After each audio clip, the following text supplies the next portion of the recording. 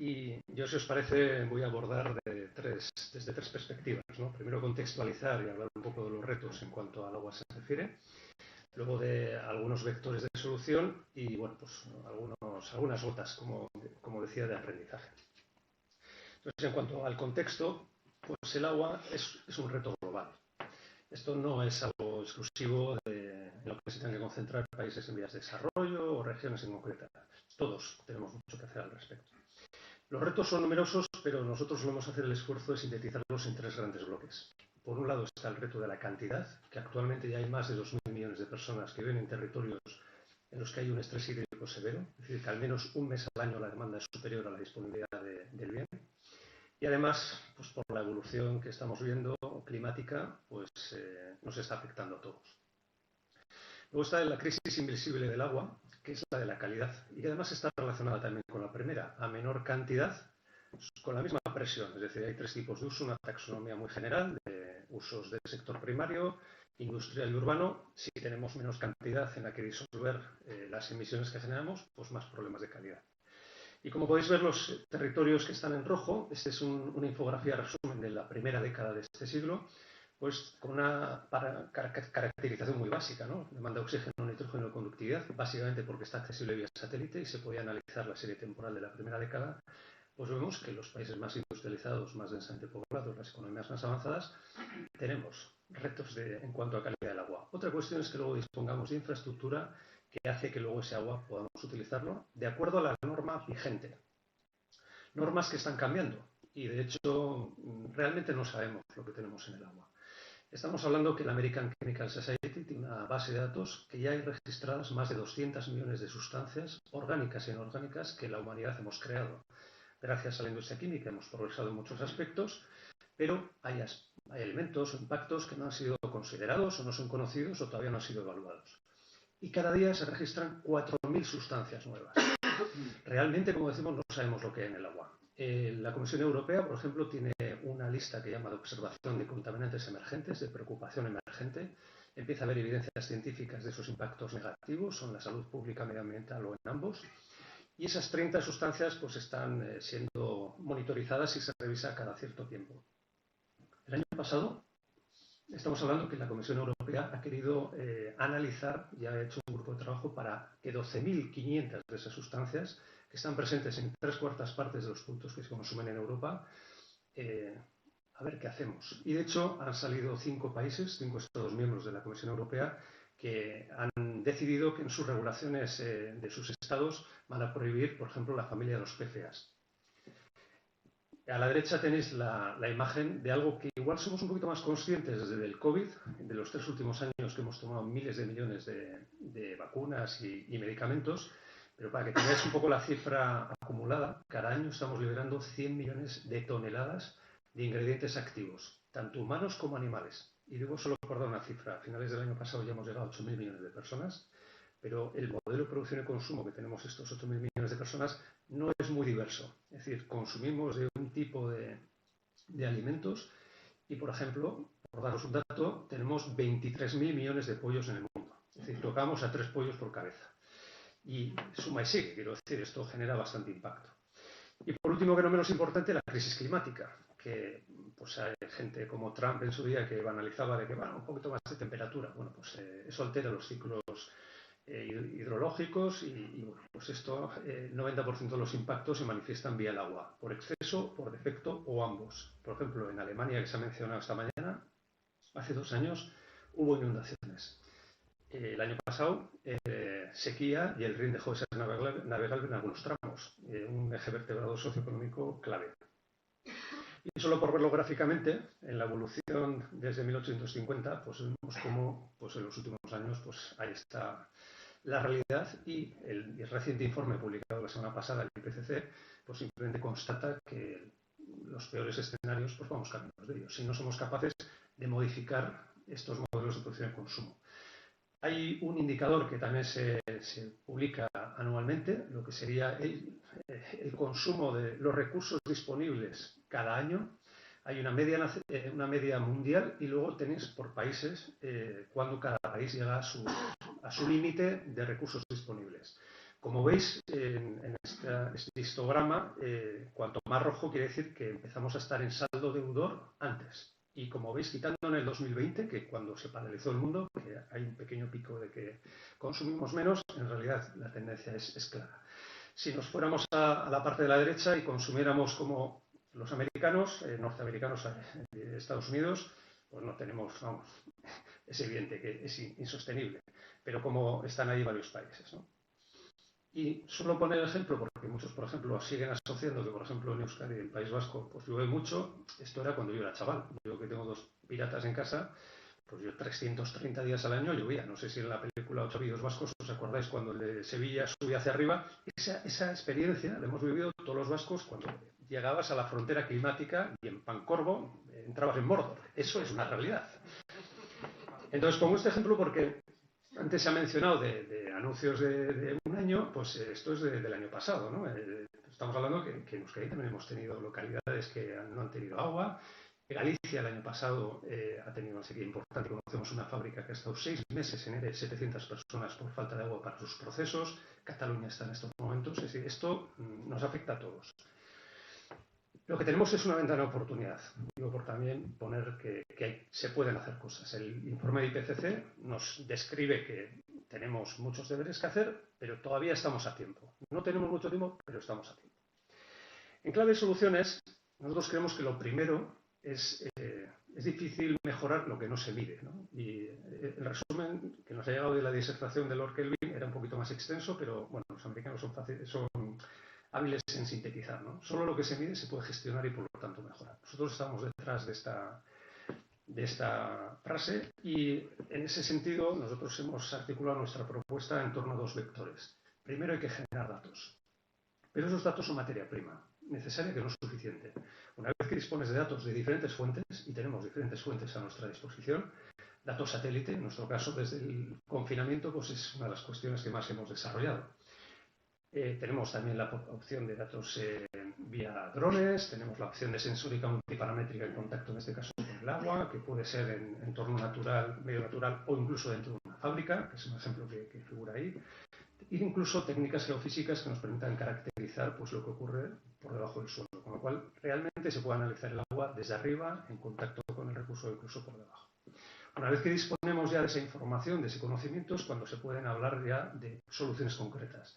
Nosotros creemos que hay 2 posibilidades. Digitalización, como se ha mencionado esta mañana, y ¿qué es un gemelo digital? Pues ahora lo hablaremos, pero como bien se ha dicho, es la digitalización de un ámbito, un elemento. Normalmente se ha aplicado en primera instancia en infraestructuras. En el caso del agua, pues en depuradoras, en plantas de potabilización, pero bueno, se puede llevar a cualquier ámbito como vamos a ver.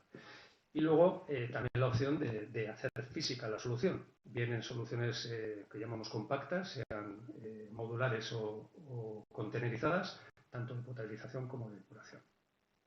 Por poner un ejemplo, quería destacar que también el agua es ese gran invisible, ¿no? Damos por descontado que abrimos un grifo, tenemos un agua y consideramos que es de calidad. Realmente, con esto intento mostrar en 3 imágenes en una, y este es un ejemplo real mientras estábamos confinados, en la ría de Vigo, que es esta zona. En realidad ahí se juntan los 3 usos, sector primario, industrial y urbano, y detectamos un vertido del cual se alimenta un tipo de cianobacteria que es bueno, detectable a través de satélite. Cuanto más rojo, pues más floración masiva de este tipo de cianobacteria que es tóxica. Bien, es un problema de salud medioambiental. Pues los medioambientalistas, pues bueno, tienen ahí una imagen. Bueno, nosotros decimos que sí, esto es una realidad, pero también es un riesgo, un problema de salud medioambiental es un riesgo de salud pública. Si te bañaras, por supuesto, pero no sé si aprecia, en este círculo hay unos puntitos. Ahí, esos puntitos son bateas de mejillón. Estamos hablando que la ría de Vigo, junto con la de Arosa, son de los mayores productores de mejillón del mundo. Con lo cual, en caso de que entrara en contacto esa lámina superior que está colonizada por ese tipo de cianobacteria, pues habría un riesgo de salud pública si ese punto entrara en contacto y luego se vendiera. Pero al mismo tiempo sería como consecuentemente el riesgo de un problema de salud económica. Intentamos ver ese nexo, ¿no? El problema de salud medioambiental puede afectar a la salud pública y también puede afectar a la salud económica. Y simplemente con un pequeño ejemplo. España, de hecho, es de los mayores productores de acuicultura, el mayor productor de acuicultura de Europa. Y ya consumimos más de la mitad de proteína de pescado a través de este tipo de producción. En cuanto al ámbito sector primario de agroindustria, estamos trabajando con uno de los operadores más grandes en cultivos leñosos, en dos tipos de cultivo, olivar y almendro fundamentalmente, y básicamente estamos poniendo a disposición pues, esas opciones que estamos hablando, ¿no? Al final nuestro sistema tiene diferentes fuentes de datos, una conectividad, procesamiento de manera segura, en servidores alimentados por energía renovable 100%, redundantes, cumpliendo la normativa europea, y luego la transformación de ese dato en información. Lo que se ha mencionado esta mañana, este es un mapa de evapotranspiración, no tiene sentido que un recurso escaso se riegue indiscriminadamente, tiene más sentido la precisión. ¿Dónde? Pues donde proceda. Si tienes sectorizada tu finca o tus fincas, pues alimenta las que corresponden, no de más.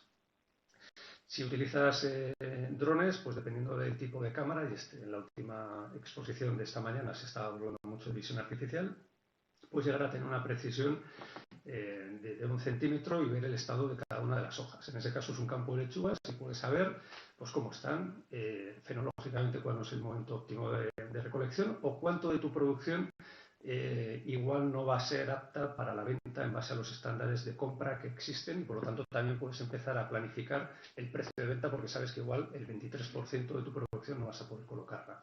Es la información con propósito, no simplemente por tener un dato, sino porque te ayuda a gestionar mejor, más eficientemente y más sosteniblemente lo que estás haciendo.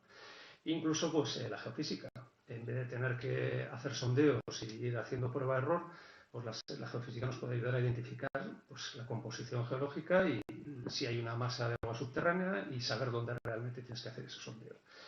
A partir de ahí, pues luego ya depende. Estos son unos ejemplos de balances hídricos de una serie de fincas y saber esa huella hídrica y bueno, pues el cuaderno de campo, como se ha contado esta mañana. Al final, la tecnología siempre al servicio de una gestión más sostenible, económica, social y medioambientalmente. Y luego en el apartado de agroindustria, este es el caso de una embotadora de bebidas, líder mundial, una marca muy conocida, que hasta que nosotros tuvimos la oportunidad de participar, pues se basaba su control de calidad en el punto de entrada, que es la tubería verde que aparece aquí, en muestreo. ¿Qué ocurre? Que esta empresa facturó en 2019 900 millones de euros y por lo tanto, si detectaba una desviación de parámetros de calidad, pues igual tienes 7 millones de euros en producción en ese momento. Y automáticamente sabes que estás en jaque. ¿Vale? Económicamente lo tienes complicado. Si alguien decidiera tirarlo al mismo tiempo al río, afectaría la calidad del río, se arriesgaría a una sanción, a un canon por vertido que se llama, y luego, pues claro, evidentemente reputacionalmente. Entonces, entendimos que el sueño, como siempre, del control de calidad es actuar en origen y por eso propusimos el diseñar este brazo, que lo diseñó nuestro ingeniero químico con un calderero, se integró la sonda que medía los parámetros de interés y lo conectamos, lo integramos con su SCADA, su sistema de control de producción y bueno, pues ya automáticamente se puede producir el corte de entrada en caso que se detecte esa desviación de calidad o incluso mecánicamente. Y luego esto lo puedes llevar a los procesos o al efluente o el resultado del mismo. Y que sea consumido, y también hay que pensar en las personas usuarias, los perfiles de las personas usuarias, porque a veces enlatamos nuestras soluciones para que sean consumidos y no es lo mismo que la persona que gerencia la planta quiere ver un tipo de información y consumirla de una manera, y igual la persona que está en producción necesita verlo de otra manera. Nosotros, en esta explosión de las posibilidades de la tecnología con el IoT, pues las tendencias también son importantes, pero también creemos que carece de sentido el tener que estar entrando a diferentes aplicaciones de cada uno de los proveedores que vamos a tener en nuestros procesos. Tiene más sentido que estemos reflexionando dónde vamos a integrarlo. Y no solo para tenerlo disponible descriptivamente, sino para poder aplicar modelos que aprendan y que nos ayuden. Y ahí es donde, pues, lo que esta mañana se mencionaba, ¿no? Los gemelos digitales. Nosotros entendemos que es una digitalización de una infraestructura física, y de ahí pasar a lo virtual, pero no solo el análisis descriptivo, sino también nos va a permitir hacer gemelos digitales predictivos y a futuro incluso prescriptivos, ¿no? Que recomienden de determinados escenarios que sea un sistema de soporte de ayuda a la decisión a las personas, ¿no? Y nosotros creemos que es dependiendo de dónde se parta, pues es una evolución diferente. Y el sentido común te dice que a veces hay gente que está vendiendo la expectativa de la alta tecnología, de te voy a poner una caja, aprietas un botón y te voy a decir el futuro. bueno, ese no va a funcionar.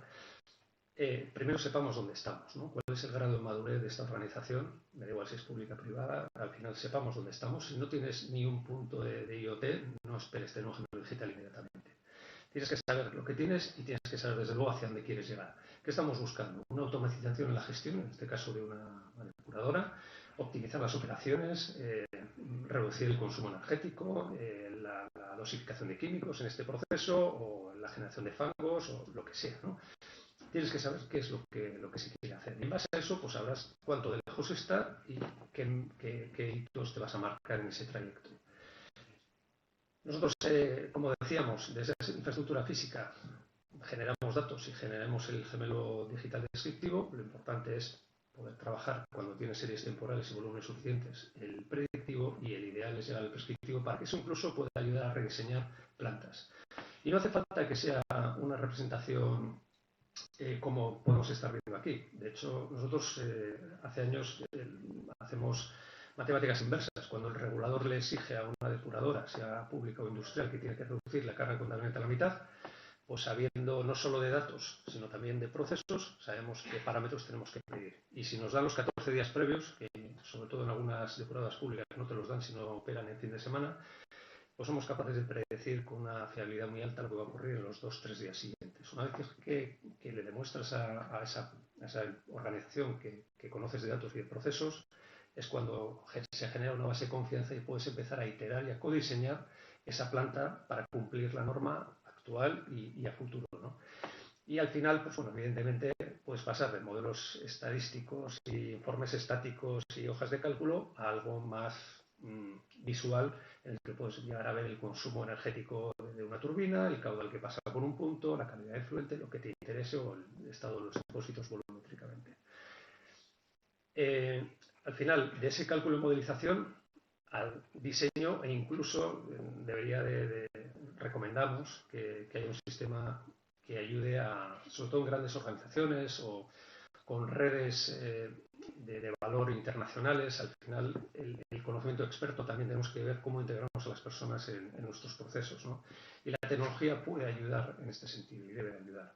Nosotros incluso, esta mañana me ha encantado, creo que era Lucía la que ha mencionado lo de que hay que democratizar el acceso a la alta tecnología. Efectivamente, nosotros estamos en este camino. Es decir, de hecho, hemos tenido la oportunidad de iniciar el camino con un reto que tenía un ayuntamiento de una capital, que pues en este caso el pavimento, pues llevan varios años que los árboles son vigorosos, no tienen espacio, están rompiendo todas las soluciones de pavimento que se han puesto. El responsable de servicio en primera instancia pues optaba por una solución de vamos a hacer un sondeo para ver cómo está, pero claro, vino Patrimonio Natural y dijo no puedes hacer eso, porque con alta probabilidad vas a cortar alguna raíz fundamental y vas a matar árboles pues centenarios en un espacio muy utilizado, etcétera. Entonces se planteó como un reto innovación abierta, y al final hay tecnología, como en este caso GeoRadar 3D, que es tecnología militar que se utiliza para la detección de minas, y con esa profundidad que era pequeña, pues si me permitís es como en este caso una antena de unos 2,10 metros y va haciendo un escaneo del suelo. Es como un coche de trillizos en horizontal, 2,10 metros que vas escaneando el suelo. Se hicieron casi 6.000 metros cuadrados en menos de 3 horas, sin afectar a la ciudadanía. El uso del parque siguió siendo plenamente funcional. No hubo que llevar maquinaria pesada, fue más barato, bueno, todo. Y sobre todo ha permitido caracterizar cuál es el estado real, porque se estaban hablando de soluciones, por ejemplo, basadas en la naturaleza, y en vez de utilizar agua potable para regar, pues poner depósitos para captar agua de lluvia y poder reutilizarlo cuando corresponda. Esa solución, que está bien, no sabíamos si iba a haber espacio en ese perímetro.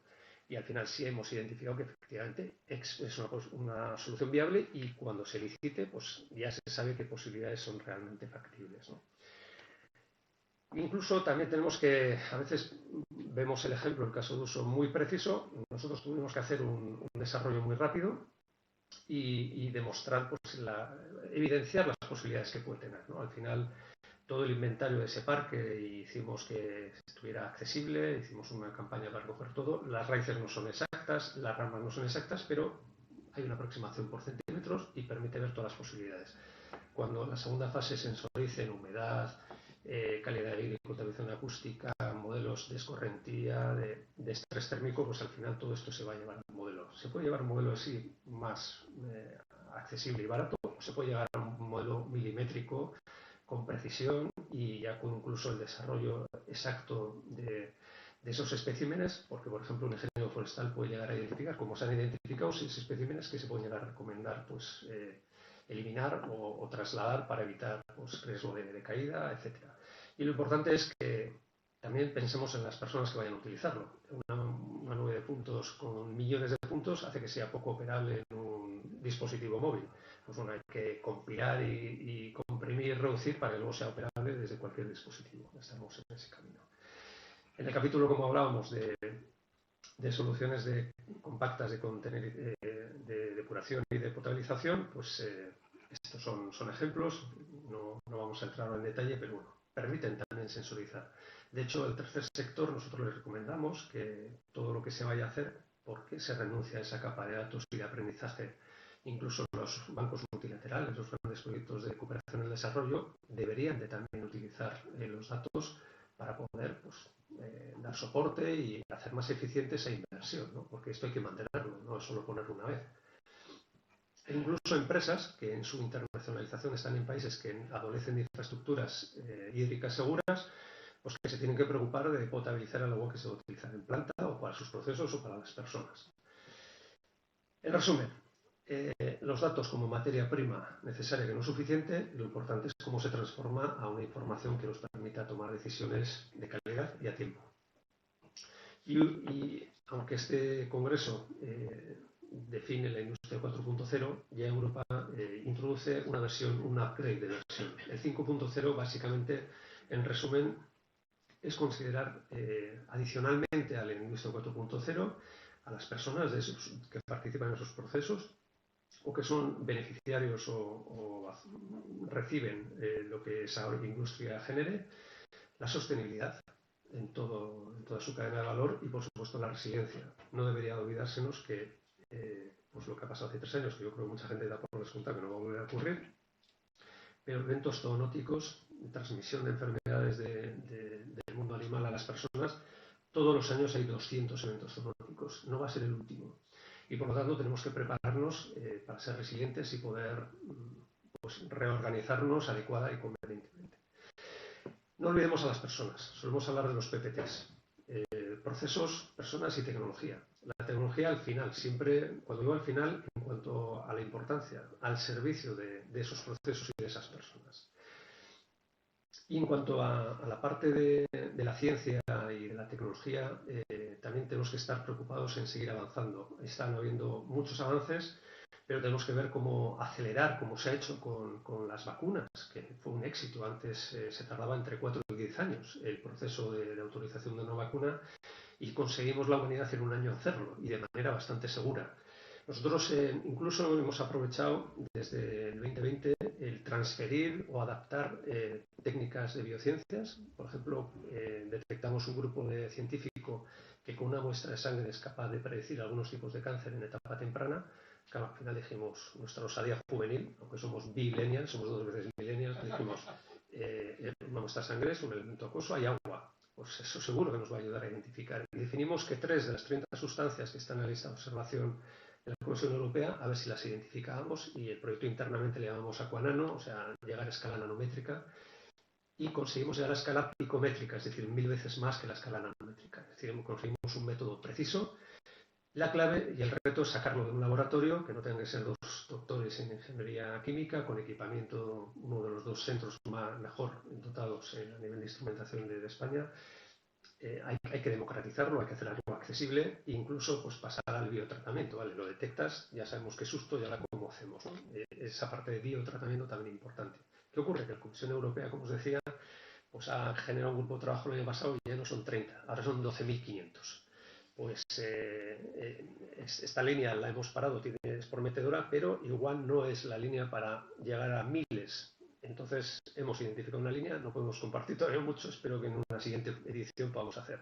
Pero también tendamos fuentes desde la ciencia hacia la aplicación y hibridemos y bueno, colaboremos porque es la única manera de conseguir resultados eficientes.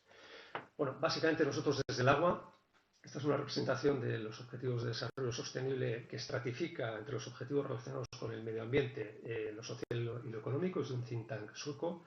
Los humanos cuando vemos 17 colorinchus nos podemos colapsar, pero ya veis que en la base están los 4 relacionados con el medio ambiente. El agua está representado en el 6 y en el 14, pero sin agua no hay actividad ni medioambiental, ni social, ni económica. Y en nuestra corta trayectoria, pues tenemos, cuando nos dan la oportunidad, pues nos aplicamos para intentar conseguir, y siempre en colaboración. Esto del emprendimiento, de la innovación, es un deporte de equipo y es como lo entendemos. Y bueno, pues como nos decía Jane Goodall, ¿no? Todos tenemos que hacer y decir algo al respecto, ¿no? Y podemos y debemos de marcar la diferencia, pero depende de nosotros, ¿no? Tenemos que decidir en qué parte de la ecuación de esta historia queremos estar. Y desde luego, como es el mensaje del Día Mundial del Agua, que ha sido recientemente la semana pasada, seamos el cambio, ¿no? Y es que además no tenemos otra, más vale que así sea. Pues muchas gracias.